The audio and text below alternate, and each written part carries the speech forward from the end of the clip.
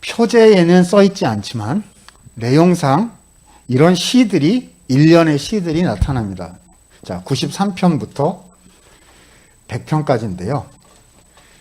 자, 이 학자마다 좀 구분하는 게 좀 다른데 저는 이렇게 생각합니다. 93편, 그 다음에 96편부터 99편까지 이렇게 5개의 시편을 묶어가지고 여호와 통치시편이라고 부릅니다. 자, 누가 통치하신다? 여호와께서 통치하신다. 여러분 93편 1절 한번 보실까요? 93편 1절 가서 보시면 자, 무슨 말로 시작합니까? 여호와께서 다스리신다. 자, 다스리신다의 밑줄 쫙 그어 놓으시고요. 자, 직역을 하면 뭐냐 하면 여호와께서 왕이시다 예요. 근데 그걸 풀어서 여호와께서 다스리신다라고 한국말 번역을 해 놓은 것입니다. 제가 중국 학생들한테 강의할 때 물어봤어요. 중국어 성경에 뭐라고 돼 있냐 그랬더니 여호와가 왕이시다 이렇게 돼 있다고 하더라고요. 그게 성경 원문의 직역이에요. 그렇죠? 근데 우리는 말하는 이게 풀어서 다스리신다. 뭐 맞는 번역인데 조금 풀어서 번역을 한 거죠. 자, 그러니까 여호와 통치시편은요. 여호와가 왕이시다라는 문구가 들어간 시들입니다. 그렇죠? 다 그 문구가 들어가 있어요. 전부 다. 자, 다시요. 여호와가 무엇이시다? 자, 질문합니다. 여러분, 이 왕이라는 용어가 어디에 계속 나왔던 용어죠? 왕과 동의어는 기름 부음 받은 자거든요. 시편에서요. 사무엘서 이후로 구약 성경에 기름 부음 받은 자 그러면 누구 가리키는 말이죠? 왕 가리키는 말이에요. 다윗이 사울 죽이지 않으면서 뭐라 그랬어요? 여호와의 기름 부음 받은 자를 칠 수 없다. 이렇게 얘기한 거잖아요. 그게 예수님 칠 수 없다 이런 말이 아니고 왕을 죽일 수 없다. 사울이 왕이니까 죽일 수 없다. 이런 말이잖아요. 그렇죠? 왕이 곧 기름 부음 받은 자라는 말이고요. 자, 그러면 1권부터 3권까지 이 왕은 어떤 시들에서 주로 나왔죠? 제왕시요. 이 왕은 누구를 가리키는 말이었죠? 다윗을 가리키는 말이었다고요.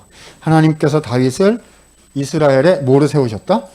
통치자, 왕으로 세우셨고 그를 통해서 주님의 왕국을 건설하신다. 이게 1, 2, 3권의 핵심 라인이란 말입니다. 이걸로 쭉 밀고 온 거예요. 근데 이게 안 돼가지고 89편에서 지금 질문 던지고 막 이렇게 된 거잖아요. 그렇죠? 여러분 지금 그러니까 이 포로기 백성들의 입장에서 보자면 유다 왕국이 멸망해서 왕이 없어요. 그러니까 지금 어디로 바벨론에 와 있단 말입니다. 왕이 없어요. 그런데 이 사람들은 지금 뭐라고 노래하기 시작하는 겁니까? 누가 왕이시다? 물론 다윗이 왕이지만 진짜 왕은 누구이시다? 바벨론의 왕이 진짜 왕이 아니고요. 그렇죠? 여호와가 진짜 왕이시라고 외치기를 시작을 한 거죠. 우리 눈에 보이는 왕권은 흔들렸을지 모르지만 하늘에 있는 왕권은 흔들린 적이 없다는 거죠. 그렇죠? 다윗에게 주신 왕권, 그렇죠? 뭐라고 해요? 70년, 80년 이렇게 얘기해야 되나요? 지나간 어제 하루 이렇게 얘기해야 되나요? 밤의 한 경점이라고 얘기해야 되나요? 그렇죠? 우리 눈에 보이는 하나님의 약속은 지금 조금 흔들리는 것처럼 보일지 모르지만 약속을 주신 하나님의 통치하심은 단 한 번도 흔들린 적이 없다는 겁니다. 여러분 93편 보세요. 내용 좀 보세요. 자, 2절 보면요. 주님의 보좌, 하늘에 하나님의 통치를 얘기하는 거죠. 예로부터 경고히 섰으며 주는 영원부터 계셨나이다. 그런데 3절, 큰 물이 소리를 높였고 큰 물이 소리를 높였으니 큰 물이 물결을 높이나이다. 물이라는 주제는 구약 성경에서요. 특이한 주제예요. 그렇죠? 하나님이 통치 안 하시면 물은 위험하고 무질서하고 두려움과 공포의 대상입니다. 그런데 하나님의 통치가 딱 들어오는 순간, 그렇죠? 그 물은 인간에게 복을 주는 물로 이렇게 바뀌어요. 창세기 1장에서 하나님 윗물과 아랫물을 나누셨고, 물이 한쪽으로 모이게 하셔서 경계를 정하시고, 여기, 저기까지는 바다, 여기 육지, 이렇게 하셨잖아요. 근데 하나님 손을 거두시니까 이게 합쳐지고 이게 합쳐지니까 노아의 홍수가 됐단 말입니다. 그렇죠? 근데 하나님이 줄어들게 하시니까 다시 노아가 나와서 생육하고 번성, 이렇게 가는 거잖아요. 이해하시죠? 물들이 소리를 높였다는 것은 왕 되신 하나님께 대적했다는 뜻이거든요. 반역을 시도했다는 거예요. 자, 결과가 어떻게 됐느냐? 4절. 높이 계신 여호와의 능력은 많은 물소리와 바다의 큰 파도보다 더 크십니다. 누가 승리하신 거죠? 하나님이 승리하셨다. 여러분, 이런 내용들이 96, 97, 98, 99편에 계속해서 등장하고 있다는 사실을 보게 됩니다. 그러니까 이 시편 4권은요. 누구 얘기를 하고 있는 거죠? 하나님 이야기요. 하나님이 다스리십니다. 하나님이 지금도 다스리십니다. 라고 계속 반복하고 있는 거죠. 좀 더 가보겠습니다. 자, 104, 105, 106. 자, 4권은 빨리 하고 우리 5권으로 가야 돼요. 5권이 다이내믹한 게 워낙 많아서. 자, 104, 105, 106을 보도록 하겠습니다. 104편은 굉장히 독특한 시가 되겠습니다. 자, 각 시에 그 특징들과 전하는 메시지들이 있거든요. 자, 104편은요. 하나님을 창조주로 묘사합니다. 창조주와 섭리주. 그러니까 만물을 창조하시고 만물을 운영하시는 하나님으로 묘사하고 있습니다. 그러니까 어디로 돌아간 거냐면 창세기 1장으로 돌아간 거예요.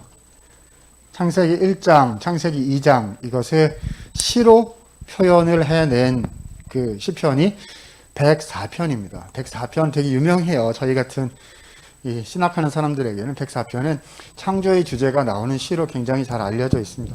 한번 볼까요? 104편 한번 펴보시겠어요?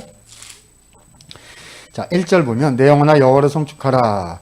주님이 위대하시며 존귀와 권위로 옷 입으셨나이다. 라고 소개하더니 그 존귀와 권위로 옷 입으셨다는 말을 2절부터 풀어나갑니다. 자, 보세요. 자, 그게 무슨 말이냐. 하늘을 휘장같이 치시며 하늘을 창조하시고 물에 자기 눈가에 들보를 얹으시고 물을 다스리시고. 그렇죠? 4절 바람을 사신으로 삼으시고 5절 땅에 기초를 놓으사 영원히 흔들리지 않게 하셨고. 그렇죠? 6절 물들이 산들 위로 솟아올랐으나 주께서 꾸짖으시니 물은 도망하였고 빨리 갔고. 9절 주께서 물의 경계를 정하여 넘치지 못하게 하시며 다시 돌아와 땅을 덮지 못하게 하셨나이다. 여러분, 이거 창세기 1장 창조 1, 2, 3, 1을 이렇게 표현하고 있다는 것 읽어보면 눈치채실 수가 있을 거예요. 이해되시죠? 시간상 다 읽지 못합니다. 104편 쭉 읽어보면 창조하셨고 운영하신다라는 이야기를 다양하게 펼쳐가는 거예요. 여러분 한번 보셔요. 앞에 한번 보실까요? 이 시편 4권 좀 보세요. 그렇죠? 자, 처음에 뭘로 치고 나왔어요? 모세의 시편으로 치고 나와가지고 다윗이 무릎 딱 꿇고서 듣겠습니다. 이렇게 하게 만들더니 이제는 모세 출애굽기를 넘어서 어디까지 갔어요? 창세기 1장부터 처음부터 근원부터 다시 짚어보세 하고 있는 거죠. 그렇죠? 그동안에 무슨 일이 일어났었는지, 그동안에 왕으로 다스리시는 하나님이 한 번이라도 우리를 버리신 적이 있었는지 봅시다 라고 지금 역사를 통한 근거 제시를 하면서, 그러니까 누구에게 89편에 대답하고 있는 거죠. 스스로의 질문에 스스로 백성들이 지금 시편 4권을 통해서 이렇게 대답해 나가고 있었던 것입니다. 자, 105편, 106편 가서 보도록 하겠습니다. 자, 105편, 106편은요, 두 개의 시편이지만 사실 이걸 묶어서 하나의 시로 연결된 하나의 시로 볼 수가 있을 것 같아요. 자, 기억을 되살려 보시겠어요? 2권, 3권, 4권. 그러니까 이스라엘의 민족 역사의 맥락이 등장하기 시작했을 때부터, 그렇죠? 각 권의 맨 마지막 시는 항상 무슨 시였었죠? 72편, 솔로몬의 시. 89편, 좀 전에 얘기했어요. 저기 썼어요. 무슨 시였죠? 다 제왕시로 끝났어요. 72편, 솔로몬의 시는요, 다윗의 후손을 통해서 하나님의 나라가 완성될 겁니다. 막 박수치고 끝났고, 89편은 그렇게 될 것 같다가 지금 훅 떨어져가지고 실패한 겁니까? 이렇게 질문하면서 끝났고, 다 뭐를 다루고 있죠? 다윗에게 주셨던 약속의 말씀인 다윗 언약을 맨 마지막 각 권의 마지막 시들이 다룬단 말입니다. 그러면 어떤 생각이 또 들까요? 4권의 맨 마지막인 이 시도 뭘 다뤄야 될 것 같아요? 다윗 언약을 또 다뤄야만 될 것 같은데 다룰 수가 없죠. 왜냐하면 그게 지금 이슈거리고 그게 문제거리거든요. 다윗의 왕권이 무너져 있는 상황에서 거기에 대답하기 위해서 이런 시들이 쭉 나오는 거니까 다윗 언약 얘기를 할 수가 없는 거예요. 예루살렘이 지금 멸망해 있거든요. 그럼 여기서 무슨 시가 나오게 될 것 같아요? 자, 104편 창세기 1장 나왔죠. 창조사건 나왔죠. 105, 106은 뭐가 나올까요? 아브라함 얘기가 나옵니다. 아브라함 언약과 그 이후에 이스라엘의 역사 이야기가 105, 106편을 통해서 쭉 펼쳐져 나갑니다. 뭐 보려는 걸까요? 아브라함 언약은 실패한 적이 있는지를 살펴보는 겁니다. 그러니까 처음부터 다 되짚어 보겠다라는 방식의 이야기가 쭉 내려오는 거예요. 자, 105편 가서 보도록 하겠습니다. 105편 가서 보시면 자, 5절, 6절부터 이렇게 나옵니다. 그의 종 아브라함의 후손 곧 택하신 야곱의 자손 이렇게 나오죠. 자, 8절. 하나님께서는 그의 언약을 기억하셨으니 자 9절 10절 읽어보도록 하겠습니다. 9절 10절 갑니다. 시작. 이것은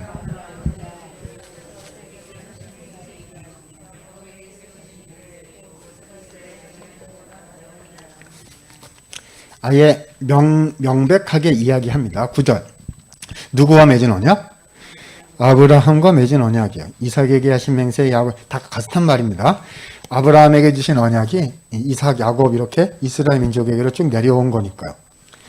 여러분 아브라함에게 주신 약속이 뭐죠? 창세기 12장에 나오잖아요. 그렇죠? 내가 너에게 복을 주어 너는 복이 될 것이다. 그래서 너를 통하여 땅의 모든 민족들이 복을 얻게 될 거다. 그렇죠? 그래서 땅을 주시고 후손을 주셔서 큰 민족 되게 하시고 그들을 통해서 열방을 하나님께로 건지시겠다. 아브라함에게 주신 창세기 12장 1, 2, 3절의 약속이잖아요. 그죠?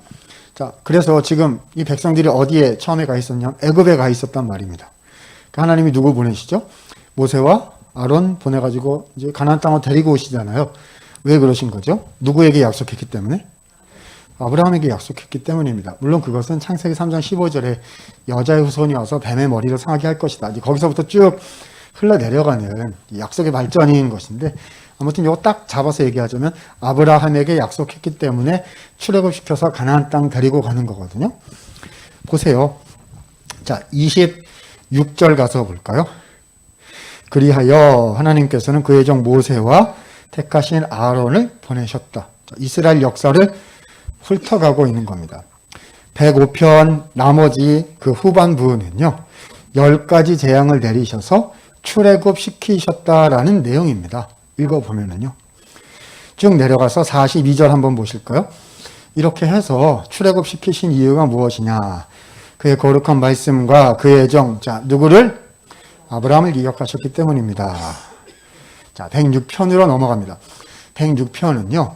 그래서 출애굽한 다음에 백성들이 어떻게 됐는지를 묘사합니다. 자, 일단 1절 읽어보고 시작합니다. 1절 읽습니다. 시작. 할렐루야, 여호와께 감사하라. 자, 인자하심에 내목광 하시기 바랍니다. 여기서부터 그는 선하시며 그 인자하심이 영원합니다라는 이 후렴구가 굉장히 많이 시편에 나타나기 시작합니다. 인자하심이라고 네모광 하시고 헤세드라고 적어 놓으세요. 헤세드, 인자, 인애, 자비, 긍휼, 사랑 여러 가지로 번역할 수 있는데 핵심 뜻은 뭐죠? 언약에 대해서 성실하시다. 언약적 성실성이라는 뜻을 가지고 있는 단어입니다. 무슨 일이 있어도 한번 약속하신 것은 반드시 성취시키신다. 그 안에 무슨 뜻이 들어있었죠? 인간이 반역할지라도, 인간이 실패할지라도, 도망갈지라도 끝까지 찾아오셔서 뒤따라오시고 모든 역사를 이루시고 은혜를 주시고 또 주시고 기다리시고 빚으시고 양육하시고 바꾸시고 다 하셔가지고요. 이루십니다. 그걸 뭐라고 불러요? 인자하심이라고 부르시는 거거든요. 백성들이 광야에서 그리고 그 이후 역사에서 순종했습니까? 아니면 자꾸 불순종했습니까? 불순종했잖아요. 근데 하나님은 어떠한 분이셨어요? 그분은 선하시고 그의 인자는 아까 얘기했잖아요. 대대에 우리의 거처가 되신다. 영원부터 영원까지 인자하신, 동일하신, 성실하신 분이셨다는 겁니다. 여러분 보세요. 쭉 내려가서 보면 6절 보시면요. 우리가 조상들처럼 범죄하여 악을 행하였나이다. 7절 조상들이 애굽에 있을 때 주의 인자를 기억하지 아니하고 홍해에서 거역하였나이다. 건져 주셨는데 홍해에서 애굽 쫓아온다고 죽는다고 막 그랬단 말입니다. 그러나 주님은 거기서도 능력을 행하셔서 그들을 건져 주셨어요. 쭉 읽어보시면 백성들은 그럼에도 불구하고 계속 주님을 배반하고 불순종했습니다. 자, 20절 가서 보면 자기의 영광을 풀먹는 소의 형상으로 바꾸었도다. 금송아지 숭배한 사건 이야기하는 거죠. 28절 가서 보면 부올바알, 저기 민수기 25장 이런 데 나오는 모압 여인들과 행음한 우상 숭배한 사건 이야기하는 거지요.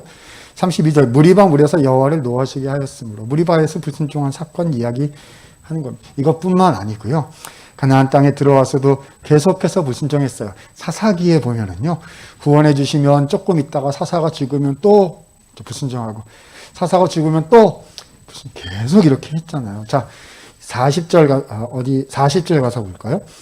그래서 하나님께서 노하셔가지고 41절 이방 나라의 손에 자꾸 넘겨주셨어요. 이거 사사기에 나오는 얘기들 하는 겁니다. 그런데 백성은 또 힘들다고 주님께 막 부르짖어요. 그렇죠? 44절 그들의 부르짖음을 들으실 때의 고통을 보시며 자 45절부터 체크하시면 됩니다. 요 얘기 하려고 이렇게 긴 얘기 한 거예요. 그렇죠? 그들을 위하여 자 밑줄 언약을 기억하시고 내목광 크신 인자하심을 따사 들을 뜻을 돌이키사 사로잡힌 모든 자에게서 긍휼히 여김을 받게 하셨도다. 인자하심 때문에 또 건져주시고 또 건져주시고 이랬다는 거예요. 여러분 저 한번 보실까요? 과거 역사 얘기를 왜 이렇게 많이 하는 거지요? 그렇죠? 여러분 우리가 백화점에 갔어요. 예를 들어서요. 백화점에 갔어요. 그래서 우리 동네 주민 어떤 분이 옆집에 있는 그렇죠? 이웃이 가가지고 백화점에 갔더니요. 이게 제가 만들어낸 얘기예요. 이게 웬일이에요? 1,000만 원짜리 저 어마어마한 물건을요. 3만 원에 파는 거예요. 그래가지고 사와가지고 내가 1,000만 원짜리로 3만 원에 팔았다고 막 동네 와서 소문을 냈어요. 그래서 동네 주민들이 그 소리를 듣고 여러분 같으면 그 소리 들으면 뭐 하시겠어요? 아 그래 잘 샀나 이렇게 끝내시겠어요? 아니죠. 총출동을 해가지고 백화점에 간 거예요. 그래가지고 가가지고 1,000만 원짜리를 3만 원에 팔았습니까? 이렇게 물어봤어요. 그러니까 직원이 맞습니다. 1,000만 원짜리 3만 원에 팔았습니다. 그럼 여러분 뭐라고 하시겠어요? 팩트 확인했으니까 감사합니다. 이러고 돌아오실 거예요. 여러분 기자세요? 거기까지 왜 간 거죠? 그 소리 딱 들으면 그 다음에 무슨 얘기 해야죠? 나에게도 3만 원에 파시오. 요거 하러 간 거잖아요. 죄송합니다. 여러분 지금 조상들에게 이런 인자하심을 베푸셨다는 얘기를 이만큼 한 이유는 뭐죠? 지금 우리에게도 하나님은 동일하신 하나님이십니다. 지금 우리에게도 인자를 베푸시는 주님이신 줄로 믿겠나이다. 요 말 하고 싶은 거 아닙니까? 맨 마지막에 뭐라고 돼 있나 보세요. 47절. 그러므로 하나님이여 우리를 구원하사 여러 나라로부터 이제 모으시고 우리가 주의 거룩한 이름을 감사하며 주의 영예를 찬양하게 하소서. 여러분 이게 무슨 말인 걸까요? 하나님의 인자하심은 실패하신 적이 없다고요. 그죠? 89편에서 다시 돌아가서 읽어보시면 뭐라 그랬냐면 하나님 약속을 지키시겠다는 그 인자하심 어디다 갖다 두셨습니까? 이러고 끝났거든요. 왜냐하면 다윗이 나라가 망했으니까요. 그렇죠? 시편 4권은 여기에 대해서 뭐라고 대답하고 있는 거죠? 언약이 흔들려 보일지 모르지만 약속은 흔들려 보일 수 있겠지만 그 언약 약속을 주신 하나님은 흔들리지 않으신다는 거예요. 그렇죠? 다윗 언약은 깨진 것입니까? 안 깨진 것입니까? 내 눈에 보일 때는 깨진 것처럼 보일지 모르나 하나님은 이것을 깨뜨리신 것이 아니며 하나님은 반드시 이 약속을 성취하실 것입니다. 그렇죠? 하나님이 어떠한 분이신지를 사고는 소개한 겁니다. 자, 누가 하신다? 하나님께서 성취하신다. 사고의 메시지가 되겠습니다. 하나님께서 언약을 성취하신다. 라는 아주 근원적인 대답을 우리에게 던져준 것입니다. 자, 여러분 여기까지 이해되시죠? 사실 시편 4권은요. 그래서 우리의 삶 속에도 하나님의 약속이 더디 이루어지는 것 같을 때, 아니 하나님의 약속이 아예 깨져버리고 회복이 되지 않을 것이 분명한 것처럼 생각이 될 때 4권은 우리에게 많은 위로를 또 소망을 품게 하는 그런 내용들이라고 생각이 됩니다. 그렇죠? 하나님이 하십니다. 어떤 인간의 뭐 이렇게 잘 될 거다, 뭐 쥐구멍이 몇 대가 있지 않겠냐, 뭐가 있겠지, 이런 어떤 쉬운 위로보다 하나님께서 알고 계십니다. 하나님께서 반드시 하실 것입니다. 우리는 알지 못하나, 우리는 눈물이 나고, 우리는 괴롭고, 우리는 버티기 어렵지만, 그러나 하나님은 신실하신 분인 것. 그것 하나가 우리가 소망을 끝까지 붙잡고 있을 수 있는 이유가 됩니다. 라고 설명할 수 있는 가장 참된 위로, 포기하지 않을 수 있는 이유가 되는 것이라고 생각이 됩니다. 자, 여기까지가 몇 권이요? 시편 제 4권의 내용이 되겠습니다. 하나님께서 다스리고 계신다는 거죠.